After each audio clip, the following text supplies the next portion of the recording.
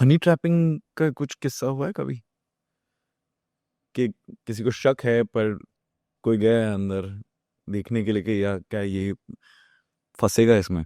Under cover हुए हैं हमारे साथ, जिसमें जहाँ पर एक अ, लड़की थी जो आई थी अपने बॉयफ्रेंड के ऊपर चेक कराने।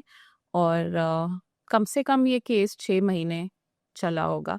और उन 6 महीने में हमें ये रियलाइज हुआ कि उस that guy, he was a sex addict. He was not emotionally involve with anyone. उसको तो डाउट था दैट वो किसी लड़की के साथ, एक लड़की के साथ शायद इन्वॉल्व है, but he wasn't involved with just one girl, he was involved with multiple. And the most shocking thing was, one of the girls was this girl's best friend from school. And उसी ने इस लड़के को और अपनी best friend को मिलाया था. And she was one of the girls who was caught sleeping around in another house that the boy had in the city. And his girlfriend को कोई idea नहीं था. That's where he would take women. तो जब तक random women थी, she was getting upset, she was getting pissed off, और उसको गुस्सा आ रहा था और वो सोच रही थी कि अब this is the last day, इसके बाद मैं अब। लेकिन उसी टाइम ड्यूरेशन के time the best friend was also involve.